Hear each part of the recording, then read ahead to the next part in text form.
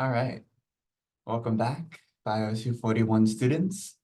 So building on where we left off with talking about Chapter 2, basic chemistry for biology or chemistry for A&P, Chapter 3 is going into all the major structures and functions that you would have learned about in Bio 160. So we start with talking about chemistry because chemistry is what drives all of these structures and functions in living organisms. Right? We spent a good amount of time talking about water and the polarity of water and hydrogen bonding and how it interacts with various solutes. Right? There are hydrophilic substances and hydrophobic substances, and that ends up driving a lot of how this stuff works. So we are going to talk about the rest of these things. So the structure of the cell, how the cell works, with the assumption that the internal environment of the cell is going to be aqueous and the external environment of the cell is going to be aqueous.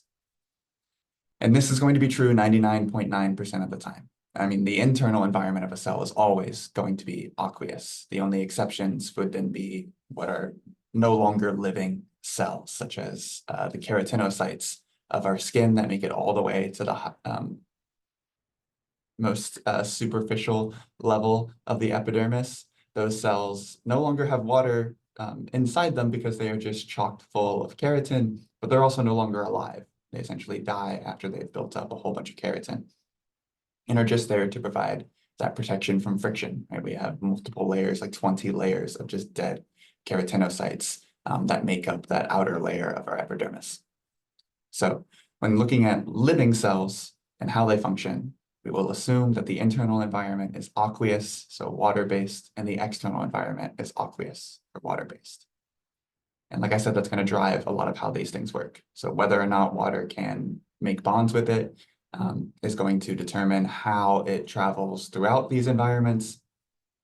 And that also explains the structure of the internal components of a cell.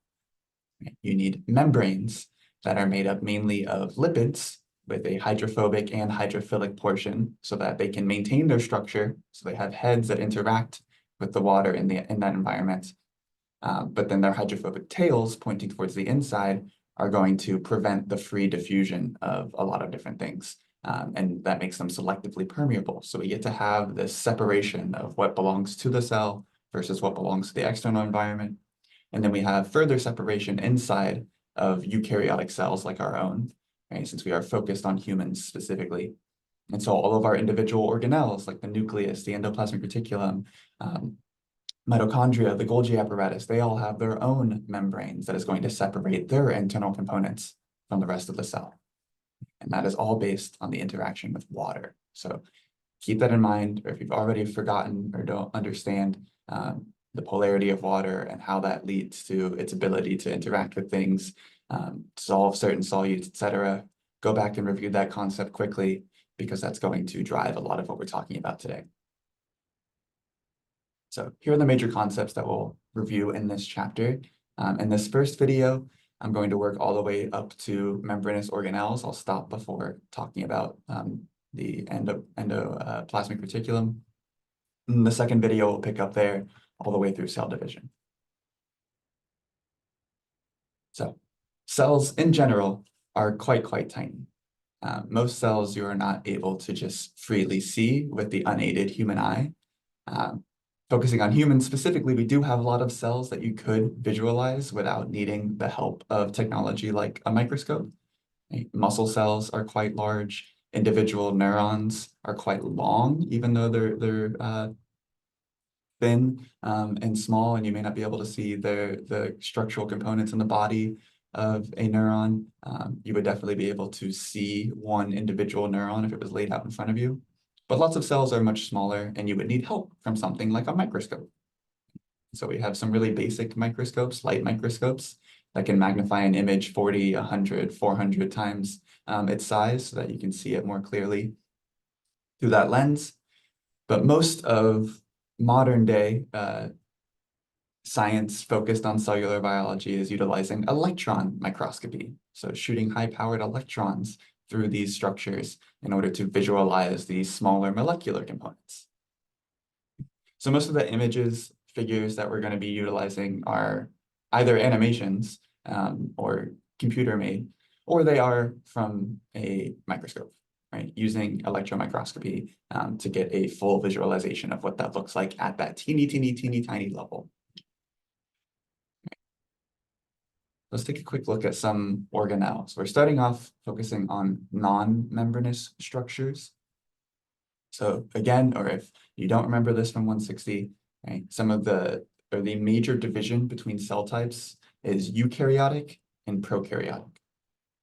So a prokaryotic cell would be a very simplified version of what a cell is compared to a eukaryotic cell like our own. So a prokaryotic cell would not have any internal membranes.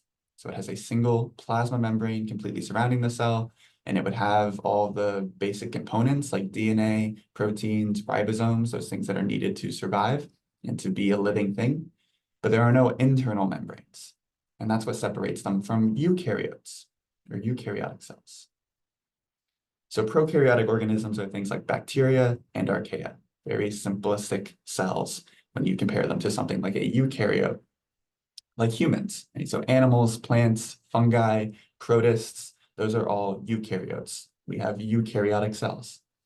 And eukaryotic cells do have internal membranes. And so those internal membranes provide further specialization. We can separate all these structures that we need to do a particular function into one organelle, right? Like separate rooms in a house, right? All the things that you need to cook and feed yourself, you would find in the kitchen. Right? All the things that you need to clean yourself and take care of your hygiene, you would find in the bathroom. Right?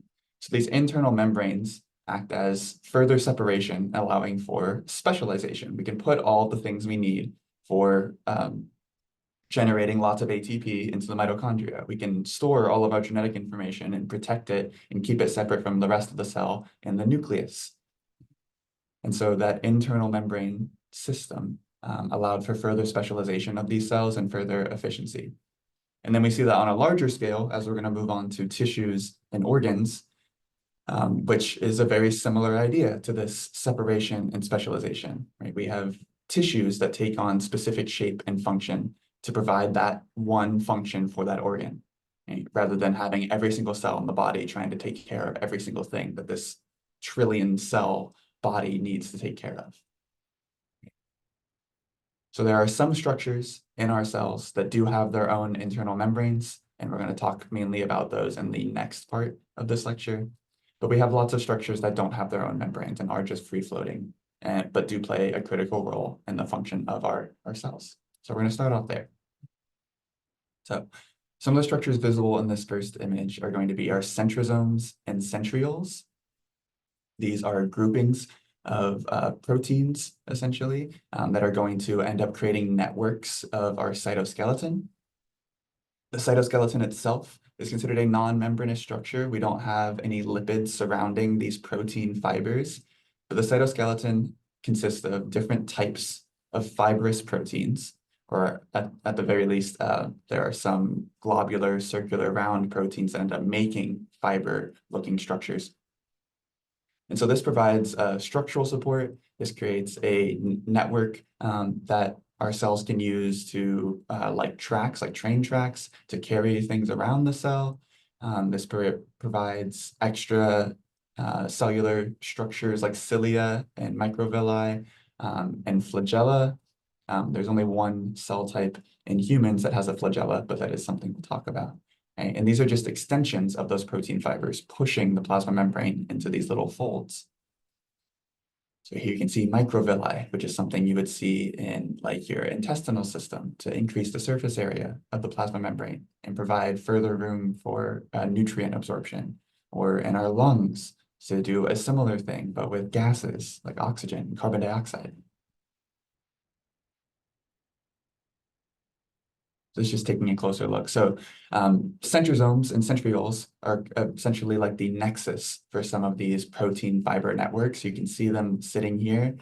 They are the root or the anchor that the rest of these protein fibers will then extend off of.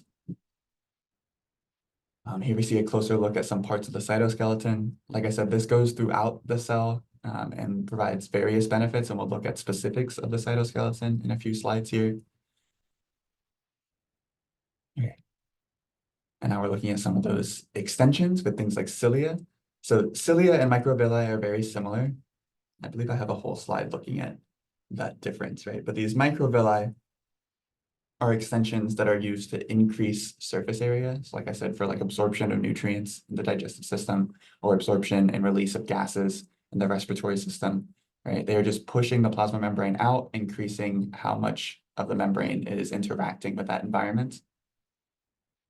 Cilia, on the other hand, are used to move things across the surface of the cell. So cilia are more mobile. They tend to do this wave-like movement, and that will push molecules that are in that external environment across the membrane of the cell. And that can be helpful for various reasons, and we'll look closer at that later. So inside the cell, again, we have some free-floating proteolytic enzymes, right, that are there to recycle all of our extracellular components or break down any invaders that we have phagocytosed and brought in, like a bacterium that our cell needs to destroy. And these work alongside lysosomes, which are larger membrane-bound structures that do basically the same thing. They have a lot of digestive enzymes within them that are there to break down and recycle various cellular components, as well as destroy larger things, invaders like bacteria or viruses. And then probably the most important non-membranous organelle in any cell is going to be the ribosome. This is absolutely critical for a living thing to exist and to be able to function. All cells have some type of a ribosome because these are the protein-making factories. So all the genetic material that is found in a cell, it codes for the building of proteins, and that can only be done through a ribosome. It's going to translate the information on RNA into a string of amino acids, and that string of amino acids eventually becomes a functional protein. So other non-membranous structures, looking at things that are embedded into some of our plasma membranes. We will go take a more specific look at plasma membranes themselves as well. But on these slides, I just wanted to focus on the structures that embed themselves into that phospholipid bilayer. So although a major portion of our membranes are those lipids, these phospholipids, there are lots of other components that are very critical to how our membranes function, right? Most things cannot just freely diffuse through this membrane, so they're going to need some help. And so we have lots of various proteins that embed themselves into our membranes. Some of those proteins are simply creating channels, like kind of what you see here in open space, that could open or close to allow for the free diffusion of things like ions. A lot of our membrane-bound proteins are gated channels or will completely change shape to help move larger molecules like a carbohydrate in or out of the cell. We have cholesterol, a different type of lipid that is there to provide structural stability to the membranes. And then we do have some carbohydrates that tend to be stuck or typically show up being stuck to some of our membrane-bound proteins. So they are attached. They won't just freely fall off or pop off. And these are typically used for recognition between neighboring cells or to create strong connecting networks between neighboring cells so that they can transfer molecules between them quite easily. And so some of these carbohydrates you'll see sticking off of lipids, and those are called glycolipids when there is a fat with a few glucose molecules, a carbohydrate sticking off of it that is a glycolipid, glyco referring to carbohydrates, lipid obviously referring to the lipids. And then we have glycoproteins, which are more common. And so these are proteins that have carbohydrates sticking off of them, right? Which would likely provide a different function or maybe involved in other things. Okay. Just taking a closer look at the cytoskeleton. So this term itself, we break it apart, cyto, referring to cell, skeleton. So this is literally describing the skeleton of the cell. So this is what gives our cells their structure, maintains their shape, and as I mentioned earlier, can provide a network that can be used for transport, like train tracks, guiding other proteins that are going to carry molecules throughout the cell. And so there are three major protein types that make up the cytoskeletal network inside of a cell, inside of our cells.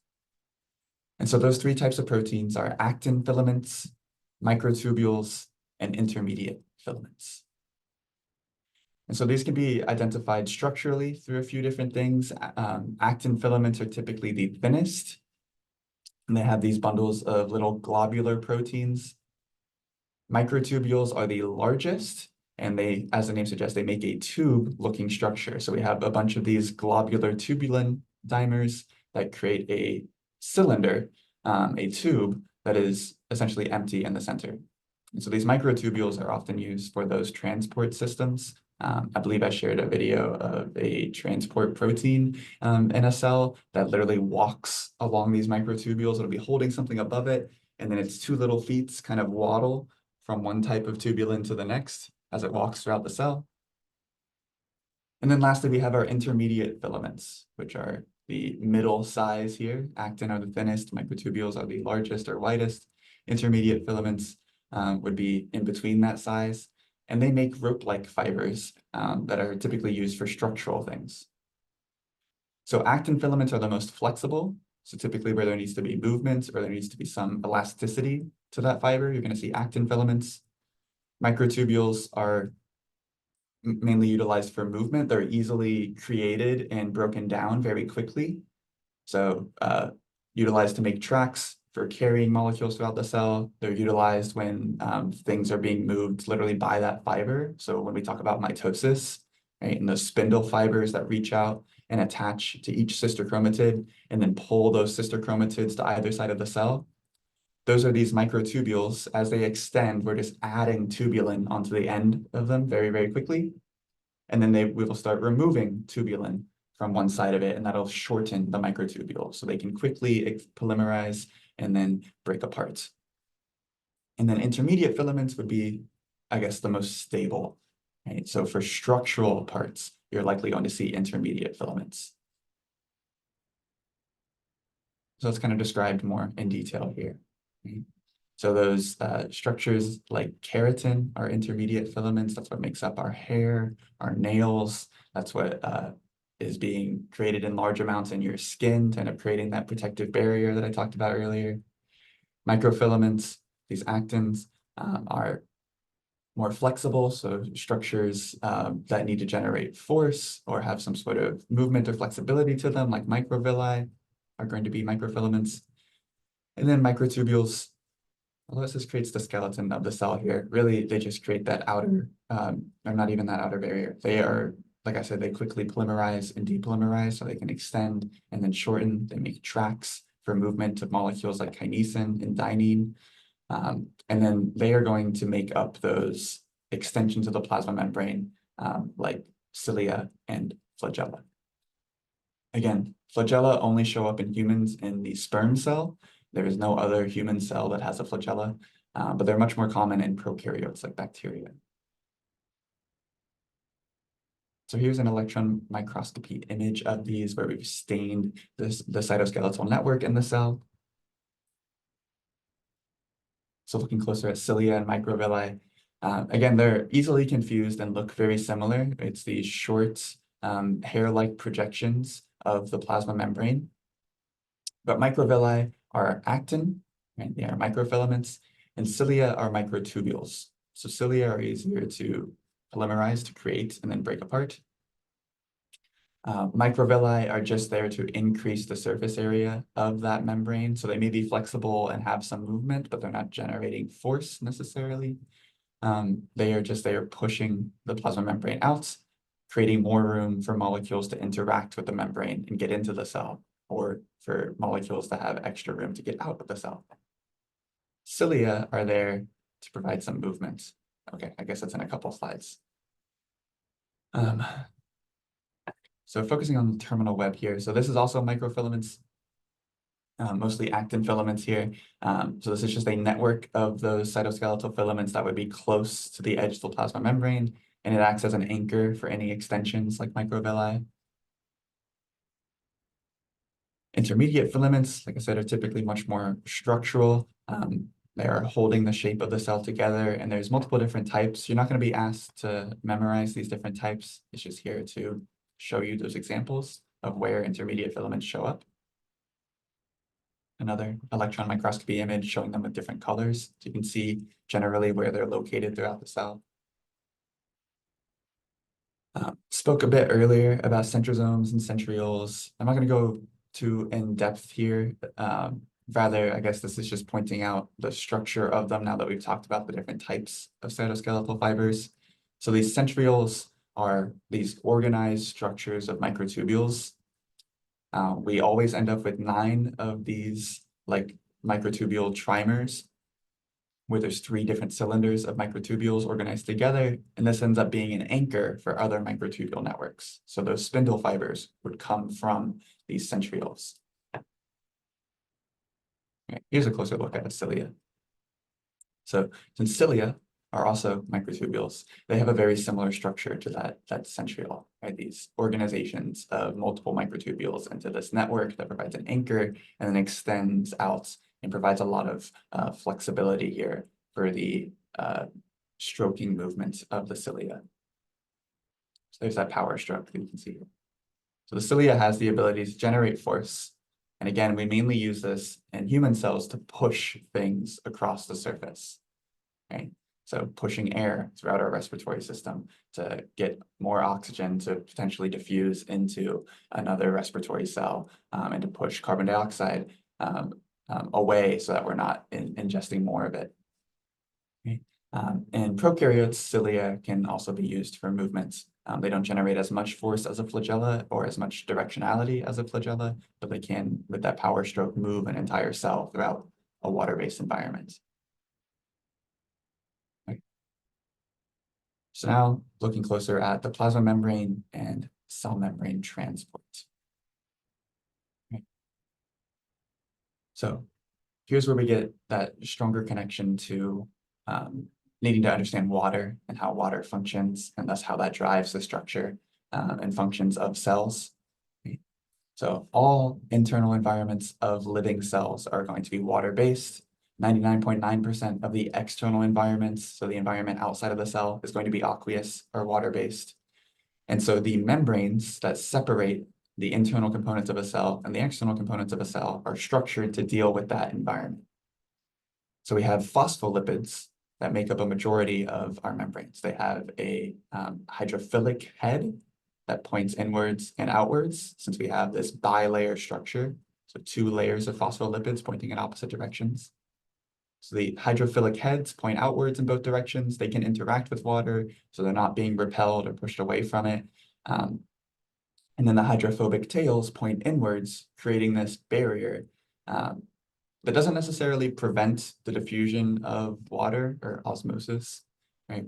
Some water can just freely diffuse through the membrane, or does in small amounts, but we do have specialized channel proteins called aquaporins that allow for more movement of water when we need osmosis to occur quickly. And so most things that can interact with water, most larger or hydrophilic molecules, are not going to be able to cross this membrane without some help. The only things that could just freely cross this membrane or diffuse without the need of some help through something like energy or a protein, those are going to be small hydrophobic molecules, mainly just ions, really.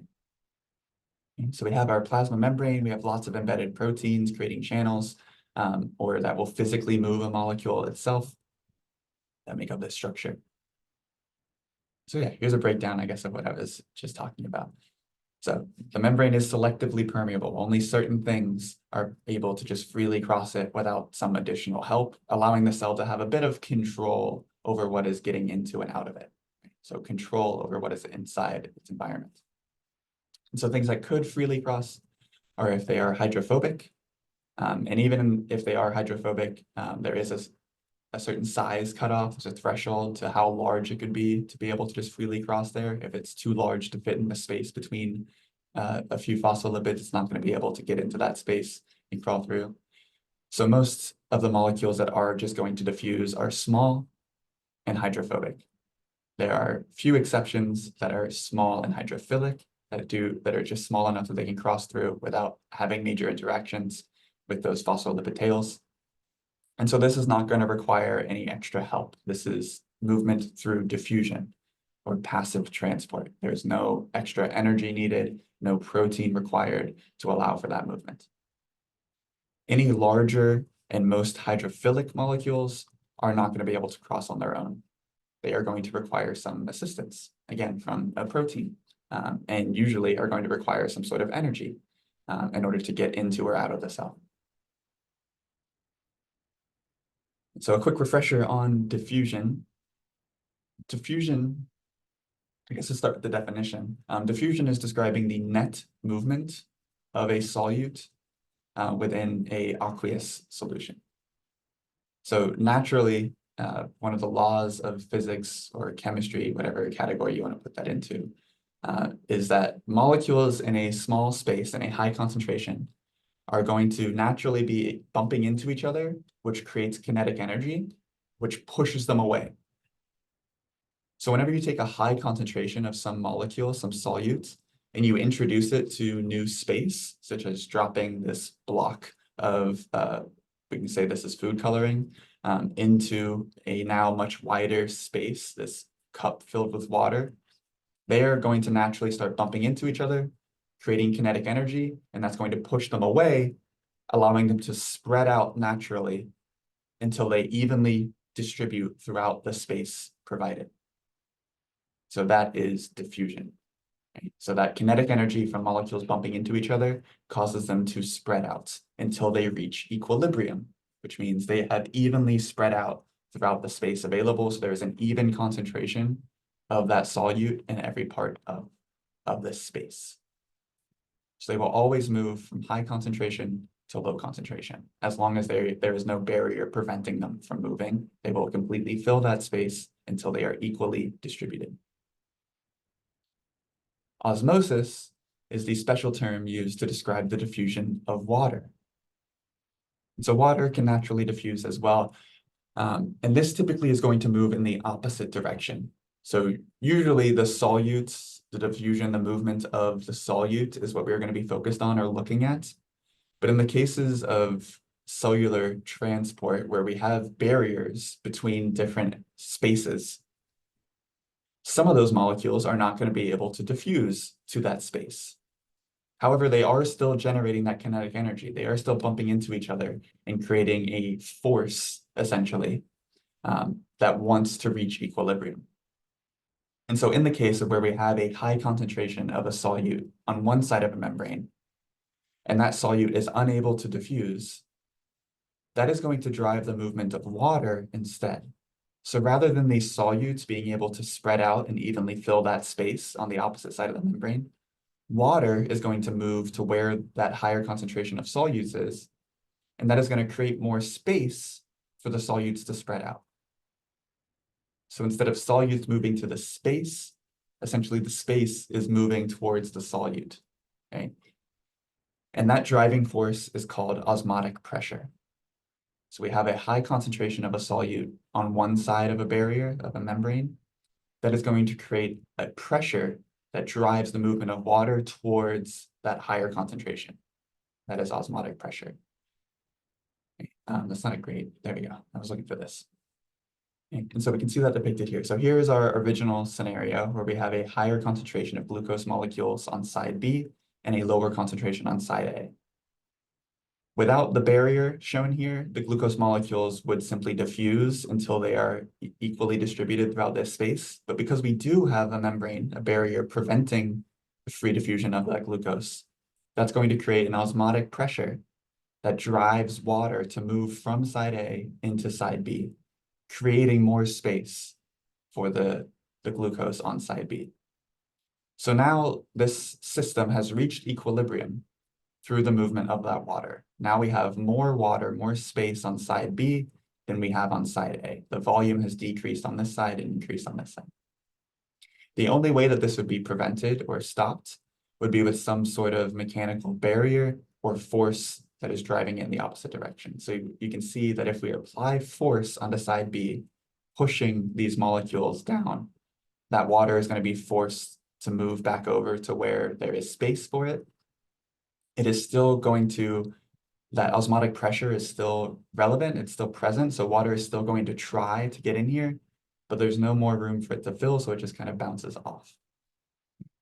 And so this is how pressure ends up building in things like our ears. Right? If there is a blockage, not allowing the fluid in your cochlea to make it into the eustachian tubes and down to your throat, that is going to build up a lot of pressure in your ears. Okay? And that is basically what's happening here, that all that fluid cannot freely leave the space that it is filling up, and thus that osmotic pressure is what we feel physically as pressure. There's a lot of force, a lot of energy in that space. So here's just another depiction of that same idea. So one of the major medical applications of this osmotic pressure is thinking about our blood. So we have typically a concentration of 0.9% sodium chloride in our blood. Right? And red blood cells are particularly susceptible to damage from water moving. Right? They don't have a whole lot of structural support in their cell. They're honestly a really basic cell when comparing them to other eukaryotic cells or other specialized tissue in the human body. They're just really, really vulnerable, really easy to destroy. They're very simple. They heavily rely on glucose as its only available energy source, rather than being able to also use fatty acids or use proteins as a potential energy source. They can only use glucose. And really their whole job is to just carry oxygen to our cells and carry carbon dioxide away from it. But that is a critical role. Your cells need access to oxygen for cellular respiration. We need to get carbon dioxide out of our cells, or out of our circulatory system and out of our cells, so that we're controlling pH. And so without a functional red blood cell, a lot of functions could start to deteriorate and could easily cause larger issues for the entire human body. And so as the concentration of solutes that is freely traveling in our blood changes, the movement of water into or out of our red blood cells could have a very significant effect.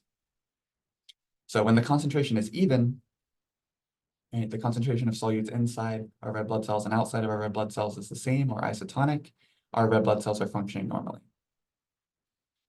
If the concentration outside of the cell is lower than it is inside of the cell, you're going to get water flooding in, or I guess, sorry, I'm just looking at the wrong thing. You're going to get water flooding into the cell, which could cause it to potentially burst. It will swell and burst and not be able to attach to oxygen and carbon dioxide. If there is a higher concentration of solutes outside of the cell than there is inside of the cell, water will flood out and cause it to plasmolyze or shrink and shrivel and not be able to do its function. And so whenever we are going to be adding fluid to the circulatory system of a patient, you want that fluid to be isotonic. So this is referring to the osmolarity of that solution. A isotonic solution would maintain the same concentration of solutes outside of the cell as there are inside. And so an isotonic solution would look different depending on the cells or that you have in that solution. So in the case of red blood cells, that's 0.9% sodium chloride. That would create an isotonic solution. Iso meaning the same. Or stable, I think is actually what the prefix means. A hypotonic solution, these prefixes hypo and hyper are going to show up a lot in this course. So hypo means below or less than, hyper means above or more than. In a hypotonic solution, there is a lower concentration of solute outside of the cell compared to inside.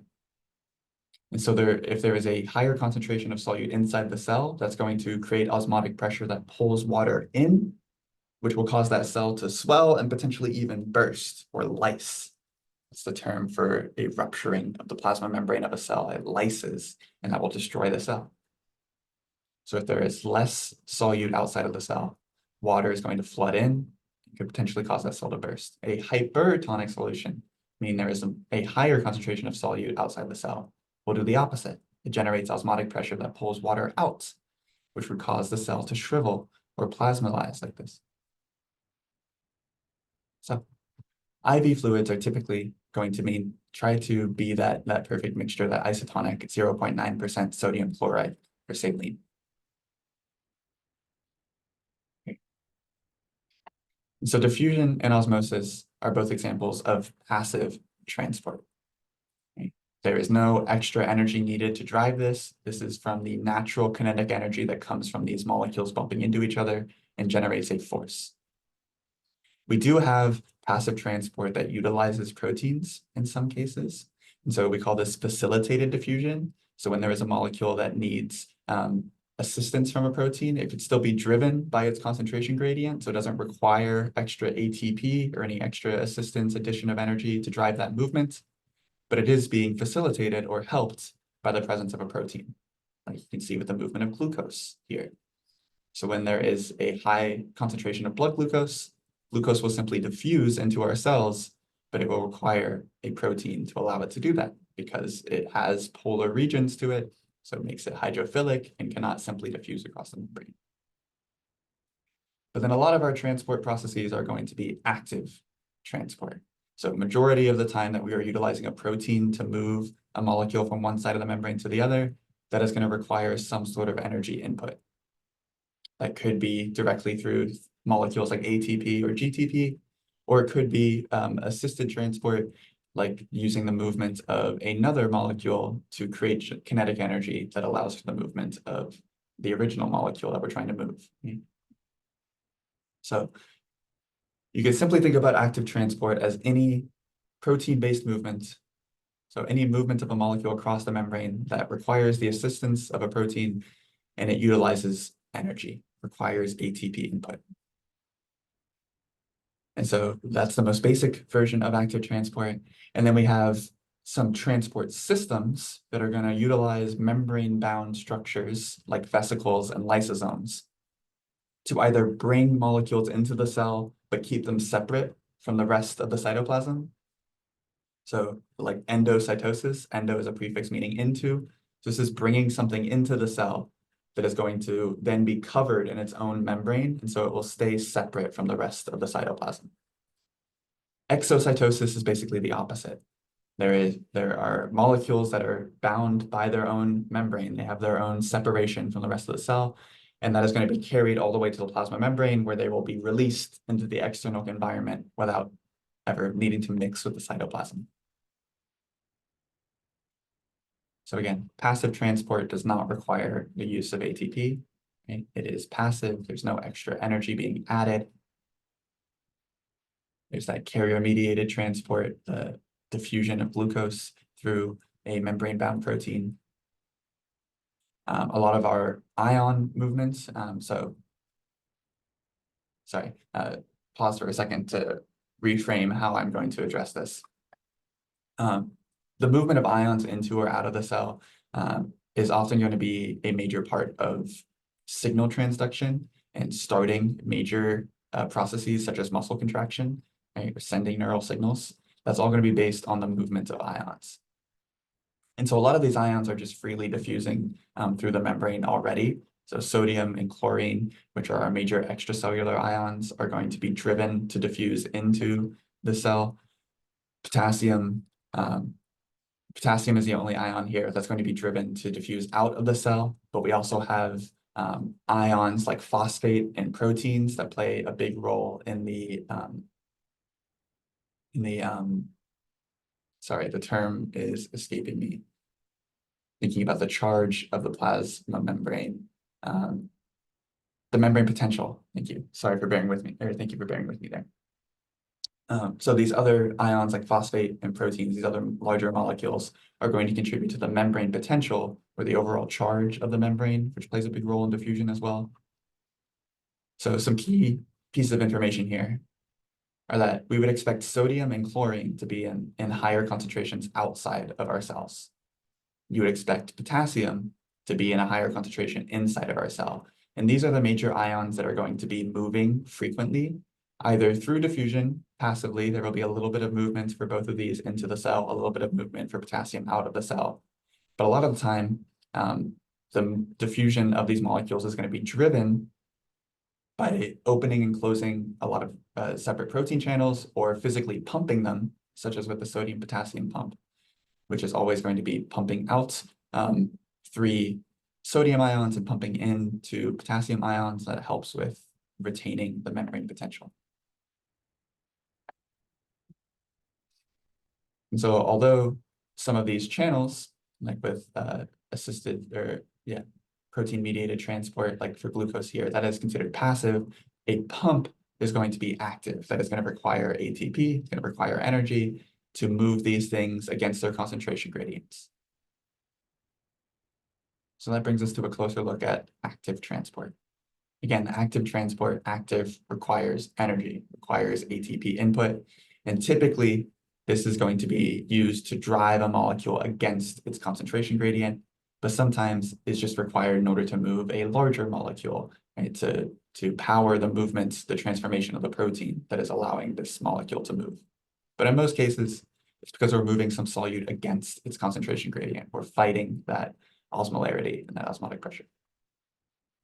So endocytosis and exocytosis are just some examples of active transport that are a bit more involved. We're not just looking at a single protein that is going to open or close a channel or transform in shape to move a molecule into or out of the cell. Endocytosis and exocytosis require the formation of essentially a vesicle or a lysosome. So rather than the molecule being moved from the extracellular fluid directly into the cytoplasm, with endocytosis, we have a bunch of these membrane-bound proteins that are going to bind with this solute and hold it in place. That is going to cause the membrane to start to fold inwards or invaginate, which is what you see here. And it starts to create and pinch into a fully membrane-bound structure, a vesicle, that can now enter the cell without allowing those solutes to mix with the cytoplasm. So we're keeping them separate from the rest of the cell. They're not going to be free floating around. They are contained. And in a lot of the cases, we're doing this in order to break down that molecule before we release it. So maybe we're binding with other proteins that may have some enzymatic function that could cause them to destroy some of our other molecules in the cell. Or in the case of phagocytosis, we're bringing in an entire bacterium in order to then destroy it and digest it with digestive enzymes from a lysosome. And so that's what you kind of see happening here. We have some sort of solute that is being brought in through endocytosis, and so is now completely surrounded by this membrane in a structure called a vesicle or a cellular vehicle. These vesicles are small membrane-bound transport structures. And in the case of this vesicle, we want to destroy or break down whatever solute we were bringing into the cell. And so a lysosome is going to bind with that vesicle. It is going to release its digestive enzymes, which are going to break down those ligands. And then we can release some of those components or release whatever debris we created through that lysosome. So you can see that forming here. So again, that invagination, that folding in of the membrane will eventually lead to these two sides of the membrane meeting, and they will pinch off. So the membrane that is separating the inside of the cell from the outside of the cell is never going to be compromised. It's never going to have, we're not just going to end up with a hole in that space that needs to be filled in. It will stay continuous as it folds until the two top portions touch. And now that vesicle will pop off, and what was touching is now going to maintain that membrane. So we never end up with a hole that will allow for the free movement of things. So here's phagocytosis, which is just the special name for when we are bringing in a phagocyte, a bacterium, to destroy it and then release it. And again, exocytosis is just the term for when we're taking something out of the cell in this form. So endo meaning into, exo meaning out of. And so that brings us to the end of this portion of the lecture. So when I pick back up, I'm going to be talking about our major membrane-bound organelles in the cell. So our endoplasmic reticulum, our Golgi apparatus, the nucleus, the mitochondria, and then the larger functions that they play a role in. So I will see you guys in the next one.